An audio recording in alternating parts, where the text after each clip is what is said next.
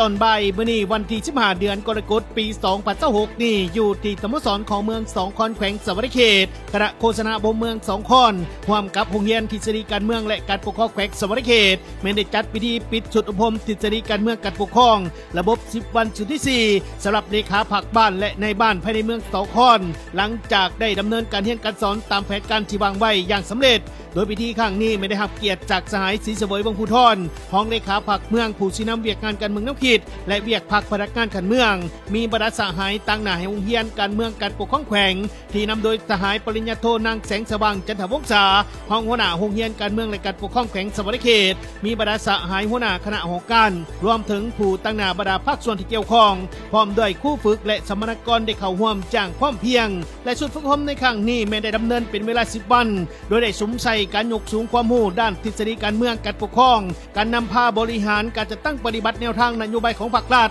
พร้อมทั้งการเสริมสร้างทักษะการแก้ไขปัญหาและการประสานงานจูขันนักฐานเพื่อให้ผู้เข้าอบรมสามารถนำไปหมุนใช้ในการปฏิบัติหน้าที่ตัวจริงและนำไปหมุนใช้ในการนำพาคุ้มครองเวียกงานอยู่ขันบ้านให้มีประสิทธิผลยิ่งขึ้นซึ่งในพิธีทางคณะพิชอบขันแขวงก็ได้สรุปทีละค่าผลการจัดตั้งปฏิบัติในการฝึกอบรมโดยเห็นว่าในตลอดระยะ10วันของการอบรมบรรดาสมณกรที่ได้เข้าร่วมส่วนใหญ่แม้มีความตั้งใจ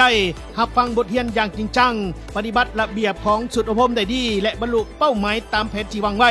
และในโอกาสนี้ก็ได้มีการมอบใบยั่งยืนให้แก่บรรดาสหายที่ได้ผ่านการอบรมจำนวน30สหายยิ่ง4สหายเพื่อเป็นขวัญกำลังใจและรับห้องผลการเรียนรู้ตามหลักสูตรโดยให้เกียรติมอบของสหายศรีเสวยวงศ์ภูธรห้องเลขาพรรคเมืองได้มอบให้อย่างสมเกียรติและในตอนท้ายพิธีสหายศรีเสวยวงศ์ภูธรยังได้มีทัศนคำเห็นโอลมโดยสหายก็ได้เน้นหนักให้บรรดาสมณกรนำเอาความรู้และบทเรียนที่ได้รับจากการอบรมในครั้งนี้ไปหมุนใส่ให้เข้ากับหน้าที่เวียกงานตัวจริงพร้อมทั้งสืบต่อยกสูงจิตสำนึกทางการเมืองความรับผิดชอบและคุณภาพการนำพาเพื่อประกอบส่วนพัฒนาบ้านและเมืองสองคอนให้มีความเข้มแข็งและพัฒนาตามทิศทางที่วางไว้ประกอบส่วนเขาในการพัฒนาเศรษฐกิจสังคมของเมืองสองคอนให้มีความก้าวหน้าต่อไป